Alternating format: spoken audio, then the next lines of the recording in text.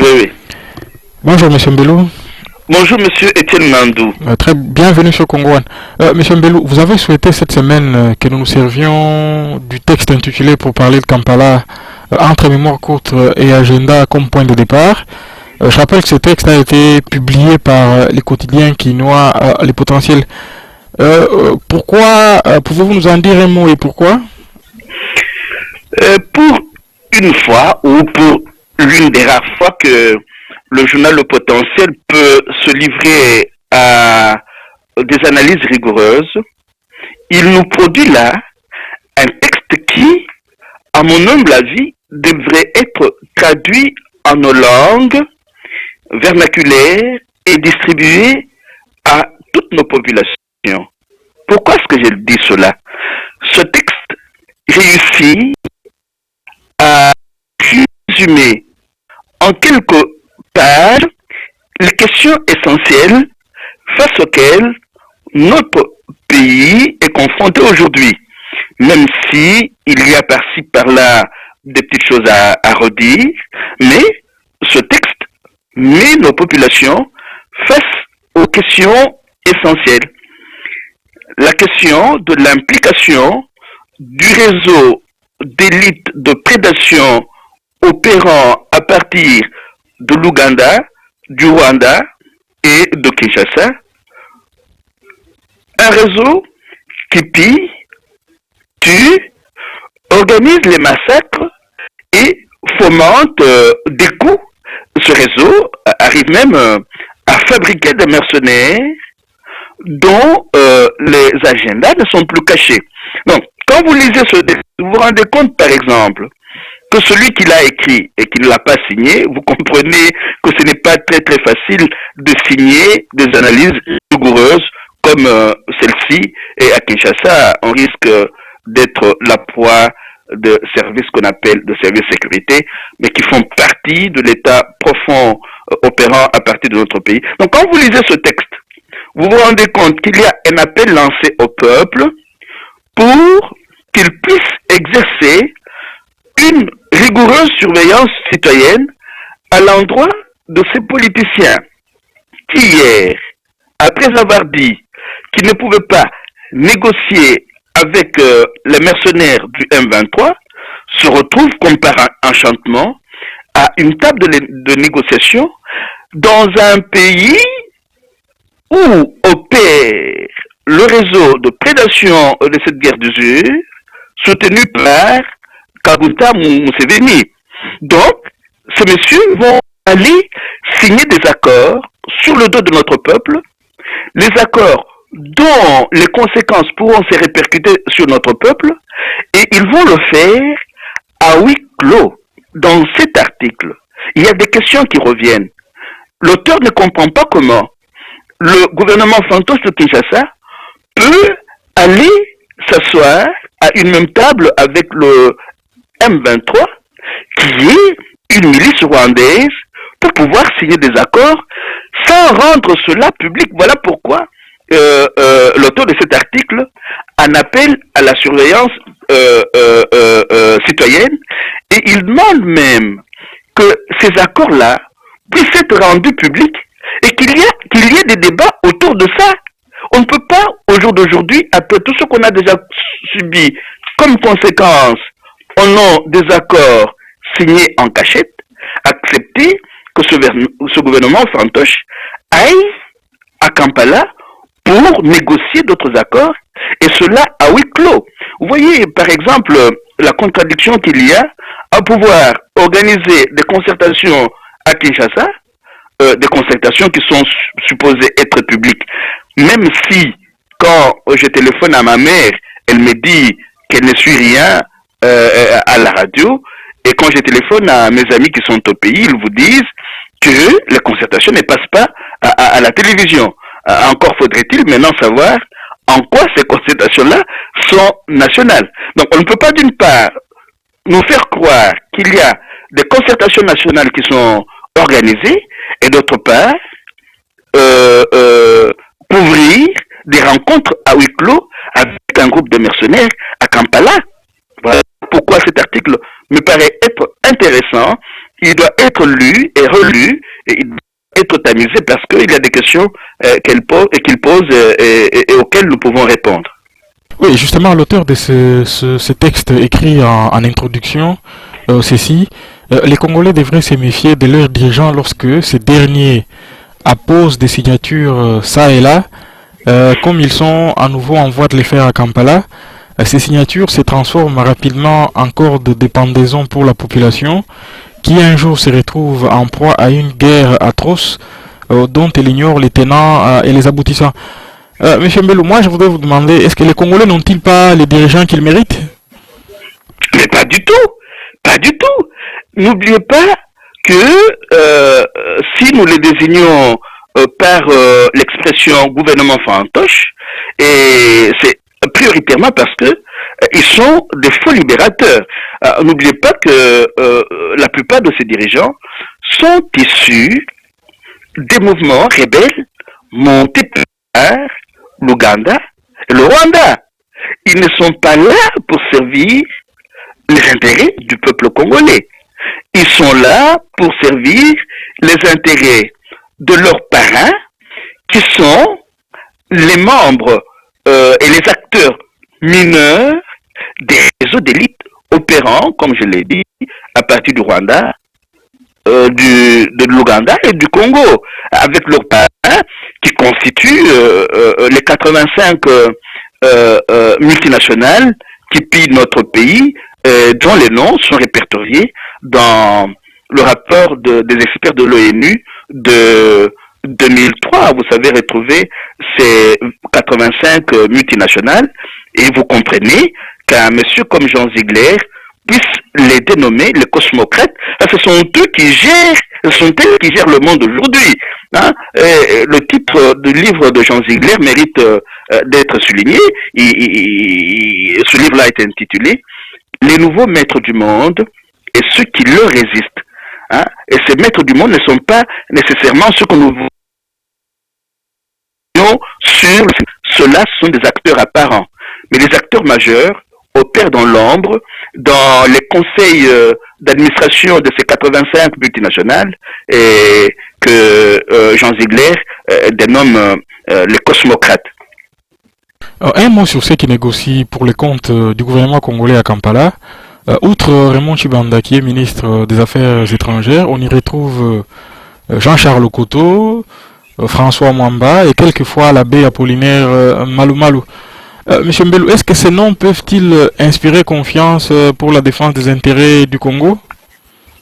Bon, il y a les noms, mais la difficulté que nous avons aujourd'hui me semble être celle de pouvoir identifier le réseau et assimiler ce mode de fonctionnement. Hein? Vous citez quelques noms, mais ce ne sont que quelques noms du réseau congolais. Donc, nous avons toujours l'impression que la guerre de prédation et d'usure qui nous est menée est sur un mode classique, c'est-à-dire, comme on l'a appris par le passé, d'ailleurs ce qui était aussi faux, qu'il y a des pays qui s'affrontent entre eux. Non. M. Mbelou, oui. Ce sont les visages que les Congolais voient, qui passent régulièrement dans les médias publics de Kinshasa et qui affirment négocier pour les comptes du gouvernement congolais. Ce sont les visages... Oui, je vais y revenir. Mais si nous ne savons pas que ces visages opèrent au sein d'un réseau, nous risquons de ne pas savoir comment mettre sur pied un contre-pouvoir qui puisse les rendre inefficaces. Regardez par exemple, vous avez Charles Okoto, vous avez Chibanda, mais vous avez aussi l'abbé Apollinaire Malumalu, qui au même moment qu'il est expert du gouvernement, est aussi président de la commission électorale nationale indépendante. En quoi est-ce que Apollinaire Malumalu est-il indépendant? Parce qu'il est expert, et il a toujours été expert du gouvernement. Quand vous avez dans un pays des acteurs politiques qui ne voient pas l'implication de l'abbé Apollinaire Malumalu dans ce réseau-là, et qui attendent que demain, ils vont se présenter en 2016 aux élections et qu'ils vont les gagner, moi je dis, on est en train de faire une lecture biaisée du fonctionnement du réseau. Ces gens-là, en dehors du fait qu'ils... Oui. Un mot sur l'abbé Apollinaire Malmalou, puisque vous l'avez cité. On a l'impression qu'il fonctionne comme un électron libre. Est-ce que cela ne pose pas la question sur voilà, ces rôles que joue, je pense à la conférence épiscopale, hein, on ne voit pas toujours... sa politique manque un peu de lisibilité. Non, la conférence épiscopale nationale du Congo a levé son option et l'abbé a été laissé au soin de son évêque. Hein, il appartient à son évêque. Et c'est là aussi que nous devrions apprendre oui. Mais n'est-ce pas là une manière de botter en touche, entre guillemets, comme on dit? Non, c'est comme ça que fonctionne l'Église. Hein, un prêtre diocésain dépend en dernière analyse de son évêque. La conférence épiscopale nationale du Congo a levé son option à elle. Elle ne peut pas agir à la place de l'évêque de l'abbé Apollinaire Malmalou. Donc, il appartenait à l'évêque de l'abbé Apollinaire Malmalou par décider les ressorts de ce qu'il devrait devenir. Ce n'est plus la tâche de la conférence épiscopale nationale du Congo. Très bien. Mais un mot sur François Mwamba également, hein, qui il y a... Quand vous lisez les sorties médiatiques de François Mwamba, il y a une autre chose qui inquiète. Il y a un texte publié sur le blog de Colette Bratman, texte dans lequel les propos de François Mwamba sont repris. François Mwamba dit ceci, que nous ne devons pas être heureux seuls, nous devons pouvoir partager nos richesses avec nos voisins. Et ces affirmations-là font quand même froid au dos. Est-ce que le peuple congolais est heureux? Comment peut-on supposer, ce n'est pas parce que François Mwamba et certains membres du réseau mafieux de prédation du Congo sont heureux, qu'ils supposent que tous les Congolais sont heureux. Aujourd'hui, la plupart de nos compatriotes vivent dans une misère noire. Comment est-ce que un responsable politique entre griffes, peut oser aller dire non, nous ne devons pas être heureux seuls, nous devons pouvoir partager nos richesses avec nos voisins.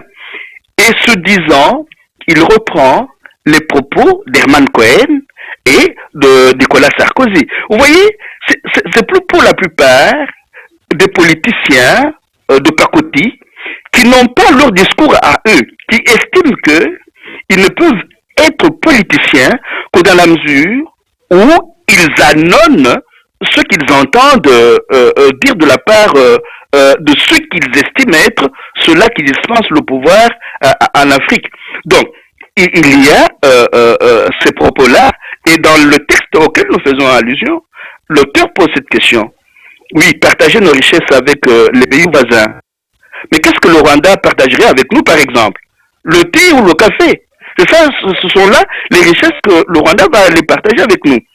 Moi, j'irai même au-delà de cette question du partage des richesses. Est-ce que pour accepter de partager nos richesses avec les voisins, il faut qu'on se livre à une guerre de prédation prenant bientôt 20 ans? Est-ce qu'il n'y a pas moyen de passer par le commerce légal, par des traités commerciaux politiques, pour que ces échanges-là puissent se faire sans arrière-pensée, sans instrumentalisation de l'identité tutsi, sans instrumentalisation de l'identité congolaise, de façon que les traités signés puissent être respectés et que par exemple, les échanges entre le Congo, le Rwanda, le Burundi et le Rwanda se fassent sans qu'il y ait massacre de nos populations. Parce que ce qui se passe aujourd'hui, c'est quoi? Pour pouvoir exploiter les matières premières qui se retrouvent sur le sol congolais, on extermine les populations congolaises. On les déloge des zones minières riches pour que certains membres des communautés rwandaises et ougandaises et même burundaises viennent vivre là-bas afin de faciliter cette exploitation des matières premières. Et là, on crée un antécédent fâcheux. On exacerbe les haines. Les Congolais ne vont pas facilement accepter que pour une exploitation commune des matières premières, ils soient exterminés. Et malheureusement, ils risquent de s'attaquer à une identité particulière, qui est l'identité Tutsi, et même de verser dans ce que j'appelle dans l'un de mes articles la haine étourdissante, parce que nous ne pouvons pas aujourd'hui réduire tous les Tutsis à ceux que Paul Kagame ou Yoweri Museveni sont en train d'instrumentaliser. Vous avez aujourd'hui un monsieur comme Paul Rusesabagina qui a un discours clair et net sur ce qui se passe chez nous, comme celui que je cite souvent, monsieur le docteur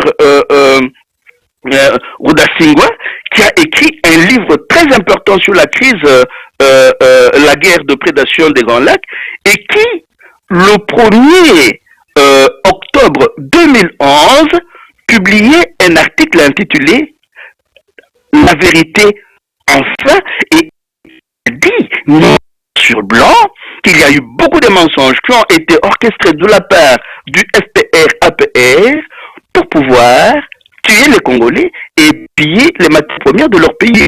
Karegeya est revenu sur cela il n'y a pas très longtemps,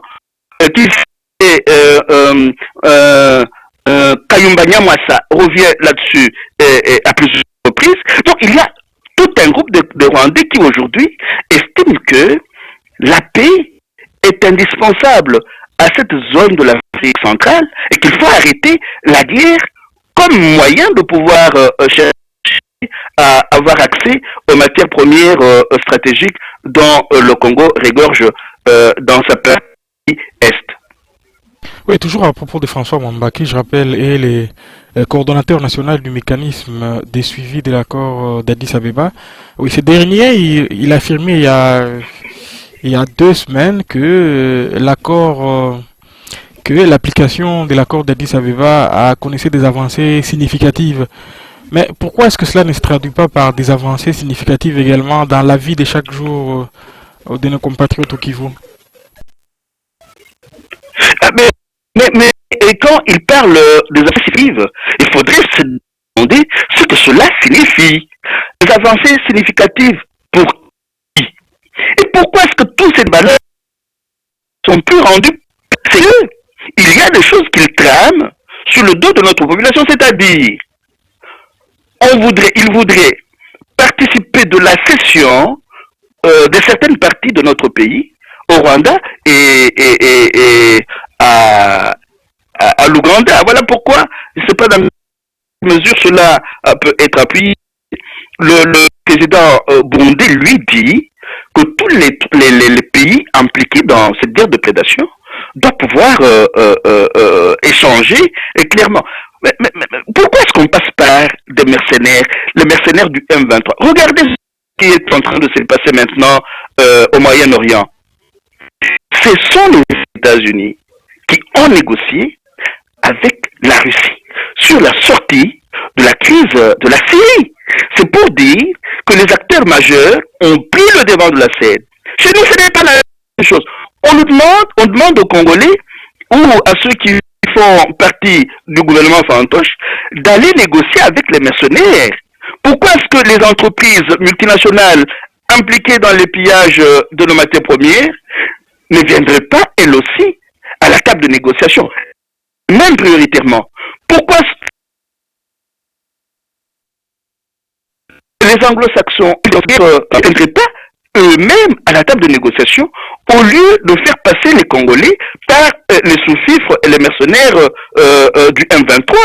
Donc, pourquoi cette politique de 2 poids 2 mesures? Pour la Syrie, ce sont les États-Unis et la Russie qui aussi, en mettant malheureusement entre les France qui ont fait oui, inutilement. Et pour le Congo, nous renverse, on demande aux Congolais et à leur gouvernement fantoche d'aller négocier avec des mercenaires. Non, sortons de ces jeu de manipulation, de ce jeu hypocrite, de ce jeu de dupe. Allons vers les véritables acteurs de cette guerre. Très bien. Les travaux des États généraux des concertations nationales, cadre dédié au débat, ont commencé le jeudi 12 septembre à Kinshasa. Et ces travaux ont commencé avec 4 jours de retard en raison d'un certain désordre observé dans l'élaboration des listes de délégués. Est-ce que cela vous a-t-il surpris? Non, pas du tout. Pas du tout. Du moment qu'il y a, d'une part, les négociations, les fausses négociations que j'appelle conneries nationales à Kinshasa, et d'autre part, la rencontre à huis clos en Ouganda, il n'y a rien, il n'y a pas grand-chose à attendre de ces négociations-là. C'est un jeu des dupes. Donc, ça va aller choses comme ça, ça ne va pas aller là-bas, et c'est déjà une semaine consommée. La semaine prochaine, l'Assemblée nationale va reprendre ses travaux. Comment est-ce qu'ils vont faire? Non, il faut rien attendre de ces négociations-là. C'est de la peine perdue. Les grandes choses vont se décider à Kampala, et n'oubliez pas qu'il y a une rencontre qui est prévue à New York le 23, si je ne m'abuse pas, le 3 septembre, et à mars de cette rencontre, Kagame, Kaguta Museveni et Kabila vont encore une fois faire se livrer à leur rencontre habituelle. Donc, l'essentiel ne sera pas décidé dans ces concertations-là. Ne nous l'aurons pas. Voilà pourquoi je signe et persiste à dire que les agendas cachés n'existent plus. Tout est connu. Malheureusement, nous n'avons pas une référence permanente aux écrits, aux livres et à ceux qui se trament réellement.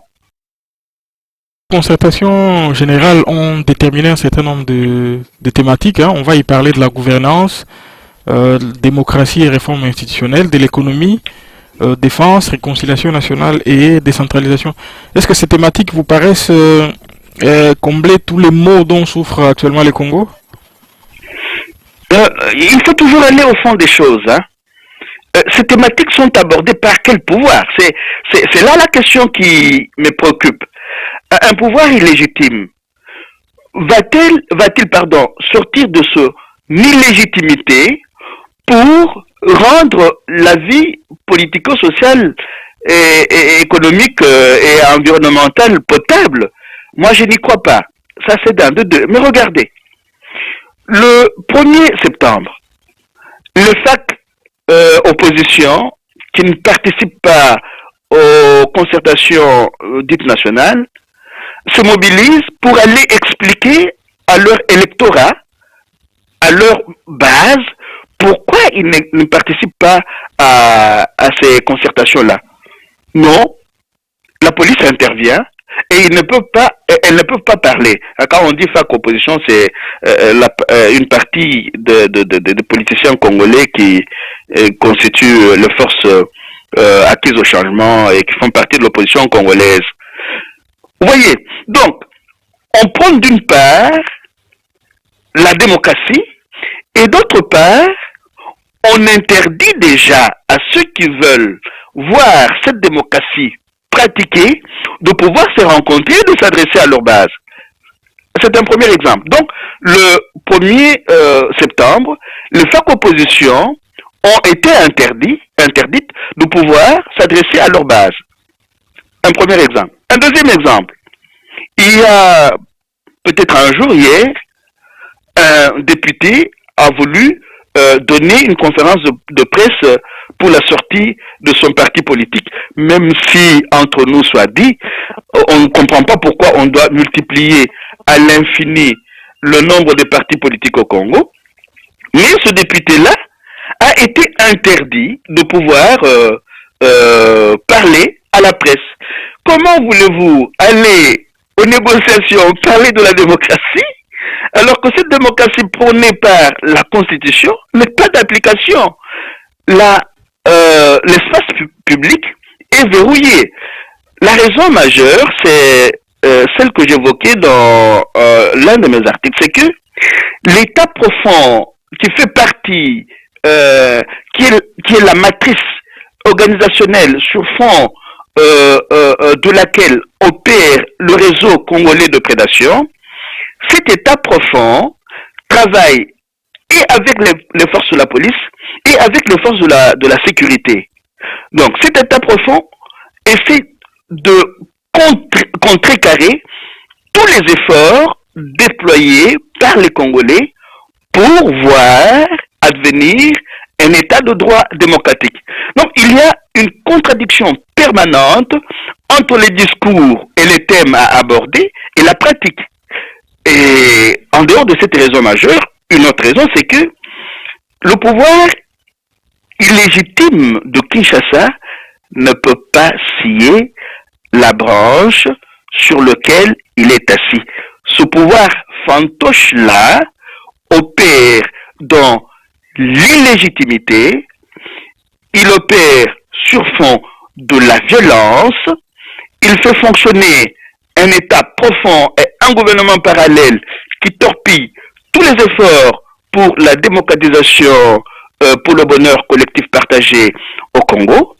Donc, disais-je, cet État fantoche ne peut pas scier la branche sur laquelle il est assis. Et pendant ce temps, à Kinshasa, quelques partis de l'opposition ont mis en place ce qu'ils appellent une coalition pour les vrais dialogues. Et on y retrouve notamment l'UNC de Vital Kamerhe, les RCD Kamel Demboussa Nyamwisi, quelques autres acteurs politiques comme Steve Mbikai et le parti de UDEMO de Nzanga Mobutu.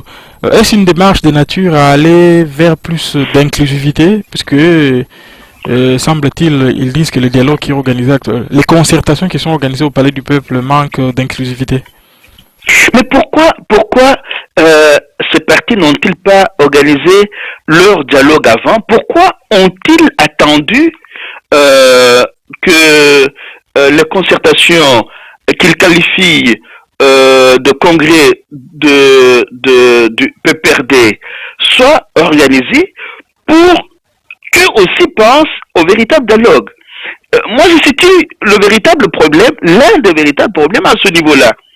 Comme je le disais lors de l'émission passée, nos partis politiques ou ceux qui en font office, ou ceux qui en font office, ne travaillent pas de manière proactive. Ils sont constamment dans la réaction, ce qui fait que demain nous risquons d'être surpris. Quand ces partis politiques prenant le véritable dialogue seront interdits de pouvoir se rencontrer, qu'est-ce qui va advenir? Vont-ils mettre le peuple dans la rue pour qu'on marche sur ces cadavres comme l'un d'entre eux est en train de dire? J'ai l'impression que nous avons, pour la plupart d'entre nous et la plupart de nos partis politiques, nous avons un problème sérieux de planification des actions à mener sur le court, moyen et long terme. Alors on se contente de la réaction. Ça me semble être fondamentalement un problème du fonctionnement réel des lieux du savoir. Est-ce qu'on ne réagit pas chez nous par à coup? On ne prévoit rien à l'avance. Alors parce que eux ont fait des concertations, eux ont fait le congrès du PPRD, nous aussi nous allons faire. Mais pour quelle fin? Et puis, l'une des impressions qui se dégage, c'est que tout se joue maintenant à partir de Kinshasa. Et vous voyez les rares hommes politiques congolais qui peuvent encore sortir et circuler, ils le font à Kinshasa et en Europe, en Occident. Or, leur base se situe dans la plupart de nos provinces. Pourquoi ne sont-ils pas capables d'organiser des tournées dans l'arrière-pays pour expliquer à leur base leur démarche et chercher à avoir l'appui populaire? Est-ce qu'il n'y a pas encore présent dans notre imaginaire cette idée farfelue selon laquelle c'est l'Occident qui donne le pouvoir? Il faut être là où il y a plus de visibilité, c'est à Kinshasa, mais dans l'entretemps, l'arrière-pays, ça meurt. Le civisme n'y est pas dispensé.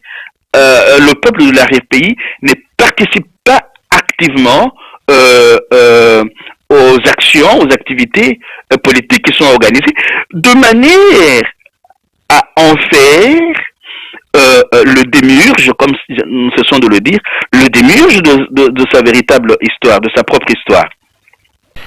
Pour finir, invité d'une télévision francophone belge, Didier Reynders, ministre belge des Affaires étrangères, et répondant à une question, lui demandait de noter Joseph Kabila sur 10, il lui a attribué la note de 7. Monsieur Mbelou, comment nous, Congolais devons-nous percevoir ce genre d'attitude? Et vous, quelle note sur 10, sur 10 attribuerez-vous à Joseph Kabila et pourquoi? J'ai un défaut. Mon défaut, c'est d'être lié à l'histoire et au livre.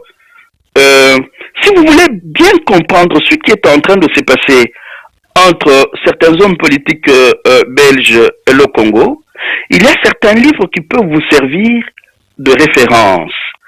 Et j'en cite un qui ne date pas de très longtemps. C'est le livre de Vincent Delannoy et Olivier Hulot. Le livre est intitulé « Le livre noir des Belges zaïréanisés, secret d'État, 1973-2007 ». Que certains d'entre nous qui peuvent avoir accès à ce livre le lisent, ils vont comprendre pourquoi ces prises de position sont mises sur la place publique. Et puis, j'ai aussi l'impression que nous oublions vite Charles Onana après la publication de ces livres.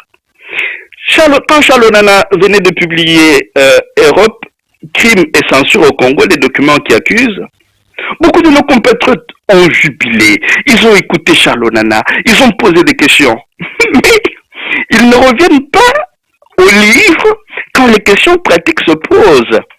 Et n'oublions pas que la Belgique n'a pas tellement de politique particulière en dehors de celle que pratique l'Union européenne.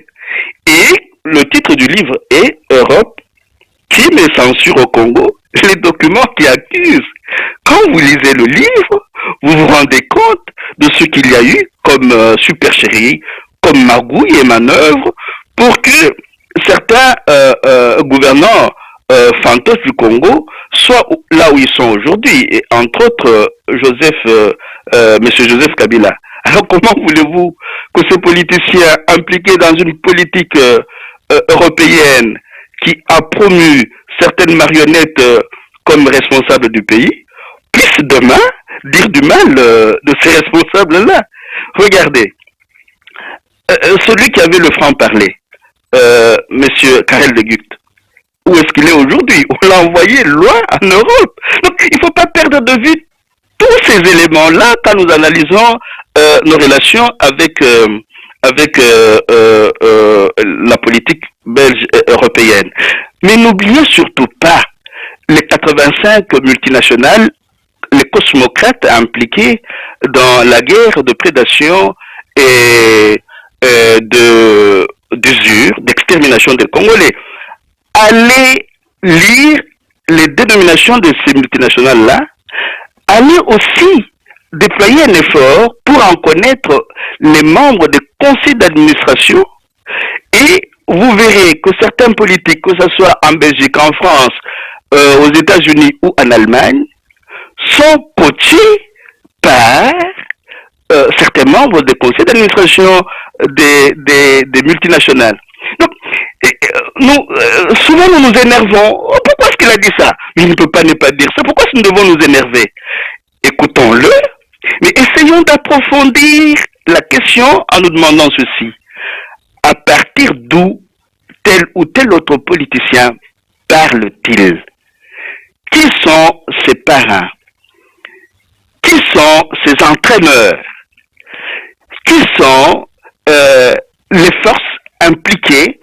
Quelles sont les forces impliquées dans ce qui se passe au pays et qui peuvent avoir, de près ou de loin, des relations avec tel ou tel autre politicien? Il peut être belge, il peut être russe, il peut être chinois, il peut être allemand. Mais souvent, on se pose... J'ai l'impression que nous naviguons toujours dans un imaginaire violet. Oh oui, oui, mais les Belges, dès que les Belges parlent, oh, nous sortons de nos gants. Mais il n'y a pas que les Belges qui sont impliqués dans ce qui se passe chez nous. Relisons Europe, crime et censure au Congo, les documents qui accusent. Reprenons le rapport Kassem de 2002. Relisons le rapport des experts de l'ONU de 2003. Tous ces documents-là, nous les avons. Je pense que nous avons intérêt à pouvoir constituer des think tanks, des lieux de savoir, qui nous aident à aller au-delà de l'émotion que provoquent de temps en temps les médias dominants. Parce que dès que c'est la Belgique, oh, nous croyons que la terre s'écroule.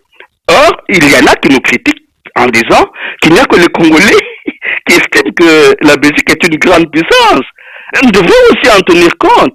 Et pourquoi est-ce que nous fermons les yeux sur ce qui est en train de se passer? Ou est-ce que nous avons entendu parler de la France, de la Grande-Bretagne et de la Belgique dans la gestion de la crise en Syrie? Ce sont des leçons que nous devrions tirer et voir comment, géostratégiquement, nous orienter vers le monde multipolaire et vers les acteurs qui comptent aujourd'hui, et même dans les pays où nous vivons. Hein? Prenons par exemple cette histoire de la Belgique. Allez lire les commentaires des Belges sur ces sorties médiatiques de certains de ces politiciens. Vous verrez que l'opinion publique belge ne va pas toujours dans le sens de ce qui est dit par ces politiciens. Mais comme on se limite, on croit que dès qu'il a parlé, il a donné le pouvoir. Non, c'est faux. C'est le peuple congolais qui devrait donner le pouvoir. Mais comme il y a eu des versions, comme la classe politique est médiocre, dans son immense majorité, il y a des exceptions qui confirment la règle. Et là, je nous redemanderai de lire le livre de Bagenda, Le Congo malade de ses hommes. Donc, il faut reprendre tout ce travail-là avec beaucoup de passion, sans colère, sans haine, en essayant à tout moment d'aller au fond des choses. Nous restons trop à la surface. Alors, si nous allons au fond des choses, nous saurons comment, petit à petit, avec les plus jeunes, constituer un contre-pouvoir et nouer des relations géostratégiques avec des pays et des acteurs politiques respectueux de la souveraineté des États et des pays et respectueux du droit international. Donc nous n'allons pas compter... Oui. Et vous, Jean-Pierre Mbelou, quelle note attribuez-vous à Joseph Kabila? Non, mais moi, je n'aime pas beaucoup me livrer à ce jeu-là. Monsieur Joseph Kabila joue dans un réseau. Mais dites-nous, sur l'échelle de 0 à 10, quelle note vous l'attribuez-vous? Il n'a pas de note. Il n'en a pas parce que ce n'est pas un acteur majeur. Bon, c'est une marionnette. Je considère ça comme 0. C'est 0. Bon. Comme vous voulez, mais moi je ne donnerai pas. Comment voulez-vous qu'on donne une note à une marionnette agitée par le vent? Très bien, merci beaucoup Jean-Pierre Mbelou et à la semaine prochaine. Merci bien Monsieur Tenandou et à la semaine prochaine. Voilà, l'enregistrement est...